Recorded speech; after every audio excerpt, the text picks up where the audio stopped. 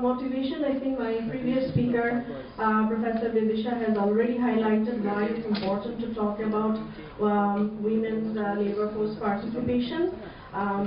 There are significant academic interests as well as policy relevance for studying female labor force participation. We have seen from our presentation that female labor force participation is increasing but not increasing at a rate that we would like to observe. We are observing that our female labor force participation is around 33 to 36% compared to our male labor force participation, which is, I think the recent figure of ILO shows about 80%.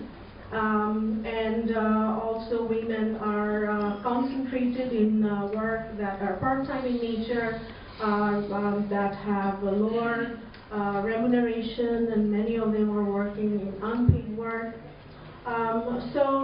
Those are important for us to consider. At the same time, we have a vision to become a developed country, and imagine what those extra 66% of female could add to our growth potential if they are associated with the formal labor market. One factor that has come from my previous speaker's presentation and also predominantly observed in research, especially Ms. Sunil Mahmood's work, is that gender roles tend to constrain women's ability to participate in the labor market.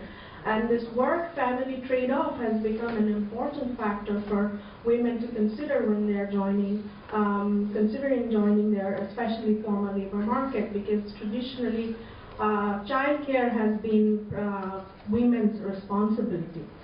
As her presentation, as my previous speaker's presentation, and also research shows that the policies that we can think about at government level and also at firm level are like maternity leaves, part-time work, flexibility at workplace, childcare facilities, and all that.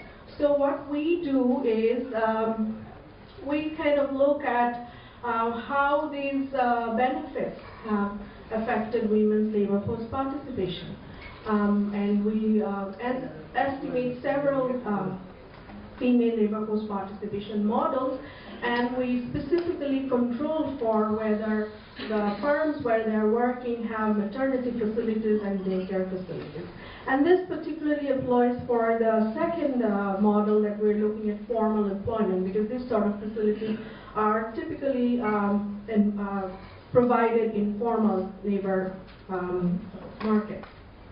And our data source is also the same. We're using the latest rounds of quarterly labor force survey 2016-2017, and we are focusing on formal employment, own consumption, and we also have an aggregate female labor function that we estimate. I'm not going to go through all the details of the results because some of the results are quite similar to what Professor Vidisha has already shown. But our model is slightly different. We use a logistic model as opposed to a probate model, and we control for the standard variables like education. We also control for training, because in the quarterly labor force survey there is a specific question whether they have taken advantage of any kind of vocational training and who provided the training, how long the training was. So we control for that. We also control for maternity leave and daycare facilities at work. We also looked at a variable called ratio of adults to household size and number of male earners to see whether they have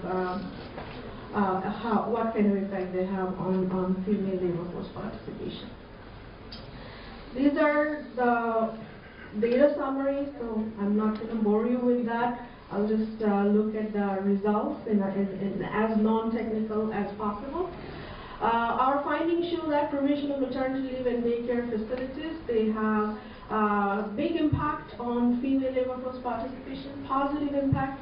The marginal effect is in the range of 0.76 to 0.82, which means that for a formal sector employment, the probability that the woman is going to seek the formal sector job rises by 0.82 if the factories or the firms where she is intending to work has daycare facilities and maternity leave facilities.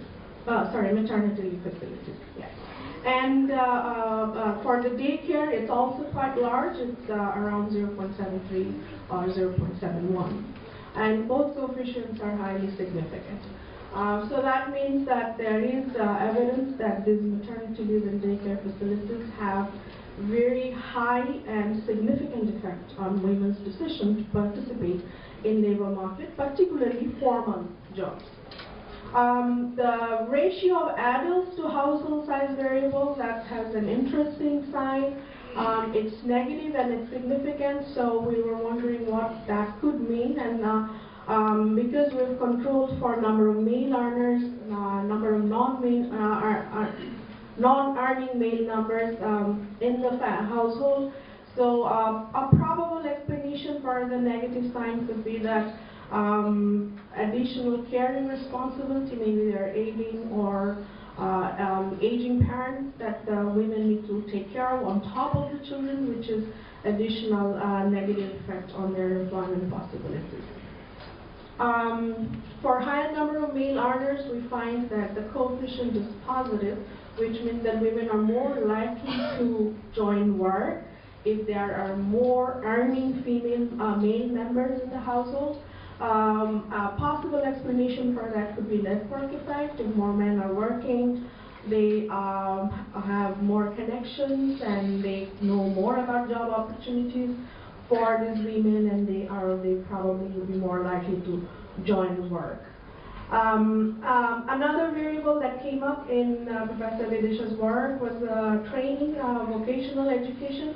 So when we control for that, we see that the vocational education variable is also very significant and a positive determinant of labor force participation of females. And again, this is for formal employment. So the two main policy implications that we find from our research is that state provision maternity leave and daycare facilities, they act to mitigate the negative effect that traditional gender roles have on women's labor force participation in terms of childcare responsibilities. And also, improved access to technical and vocational education for women has positive effects on female labor force participation. Finally, a word on some of the problems that we faced while we did this econometric exercise.